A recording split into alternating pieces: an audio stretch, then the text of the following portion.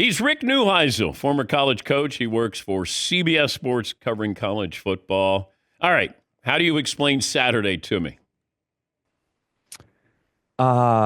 Chaos is the first word that comes to mind. But I think if you start to think about, especially the Alabama at Oklahoma game, it was really what Oklahoma fans had left. They had a prominent brand like Alabama coming to town. It was, part of this new revelation of the SEC, and they rose to the occasion, and the team rose to the occasion because it's all really they had left to play for. And that happened. Then you saw Auburn, who's been losing all these one-score games. They get it done in front of another raucous home crowd. So those things happen. It's just part of this fabric of the game. Two things are true about college football, Dan. People love brands, and people don't want to lose late. Late losses are way more damaging than early losses, and that's what we're seeing. Okay, give me the teams that are out. They will not make the playoffs. Goodness, I don't know that there are many that we can say that about, given what I just said in terms of these games that are in. So I still think Clemson, Alabama, Ole Miss, Texas A&M, South Carolina are all still alive. So, okay, there has to be somebody who's out through all of this. TCU is out. Great. At 5-3 in the Big 12. They're mathematically eliminated. Yes. All right. Is Indiana still in the hunt here? I think by virtue of those three losses in the SEC, I think Indiana is going to be in. I think they're 11-1 record, assuming they beat Purdue, who's lost 10 in a row. 10 in a row. I think they're in. I think they'll get a pass, and they might be the 11 seed, but they'll get in. Okay. Ole Miss is in, according to you, or still in? No, Ole Miss is out. Oh, we found an outer. Okay. But still with hope. See, they in Alabama are sitting there watching Georgia, watching Tennessee, hoping for a Purdue miracle, watching Miami at Syracuse. They're watching games like that saying, hey, let's have a little bit more chaos this weekend. Colorado still in? Colorado is right now, if the four teams tied for the lead all win, it would be Arizona State and Utah State. Colorado would be out. Okay. So they need a Kansas State win over Iowa State, something like that. Have we... Now, I was a big proponent for expanding because I said you're going to get more teams involved in this. And 100%. Games later in the season were going to be more important. But how tough is the committee's job now? Because when you had four, it felt like maybe there was one school, maybe two, that should have been in. Now, when you have 12, it feels like there's going to be 5, 6 teams that are going to have a legitimate, beef here.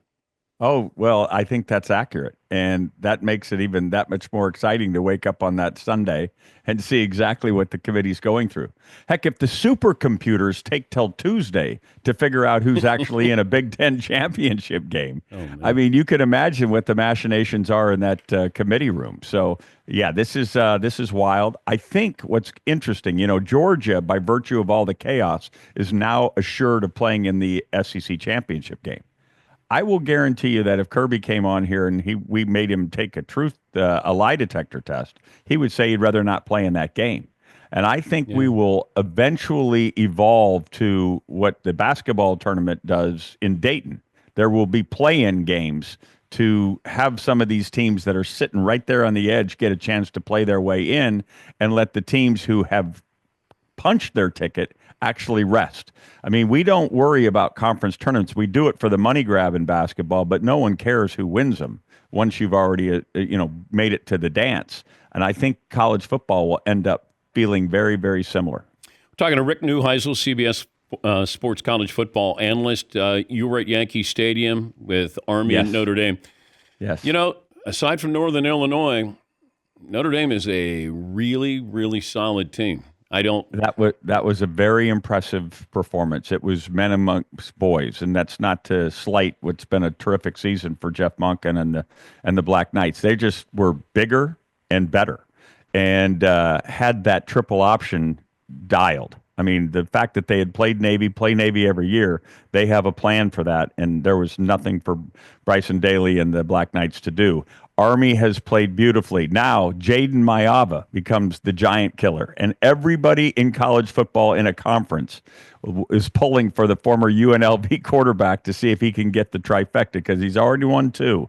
He beat Nebraska and he beat UCLA. So can he now knock off Notre Dame in Los Angeles? Because if he does, there'll be some lovely parting gifts for he and the Trojans because they'll have knocked out not only Notre Dame, but have given somebody access to the playoffs. So Notre Dame, it's win and you're in against USC. I think so. I think if they lost their second game here to USC, who, despite their name, is still only a 6-5 team, and you couple that with the Northern Illinois loss, somebody with a three-loss team, take the winner of Clemson and South Carolina, you could make a case that team could get in, especially if Clemson were that winner with just 2 losses.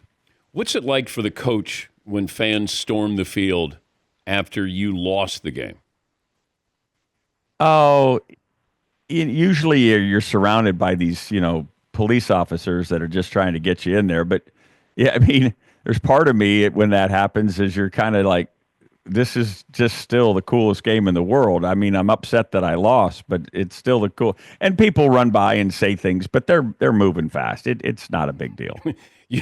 You never took it personal when they say you suck, Rick, or I get that so often, Dan, that it never. You get that at home. Yeah, I get that. I get that at home. So no worries. Yeah. Great to talk to you again. Thanks for joining us. Always a privilege, my friend. Hey, and happy Thanksgiving. When are we getting a song? Are you contractually obligated to CBS intellectual property? No. We've got to come up with one. I'm working on some stuff. Yeah. You know what I'm thinking? Here you go. The Ballad of the 12-Team Playoff. Okay. Well, now it's going to write itself. Yeah. Done. I will begin in earnest today. Thank you, Rick. See you, buddy. Rick Neuheisel. He used to do those songs, Born in the SEC. He had so many great songs. So we got to get the Ballad of the 12-Team Playoff with Rick Neuheisel. Make sure you go to danpatrick.com. We got all your shopping right there. One-stop shop. Buy a Tailgate Moonshine 4-pack. Receive a special limited edition gift. Audible Ale is back. This was an award-winning beer, and it won the Gold Cup at the World Beer Cup competition many years ago. Very, very prestigious award, believe it or not. Limited quantity. Shop now at danpatrick.com. We also have calendars there. Yes, Fritzy is Mr. September.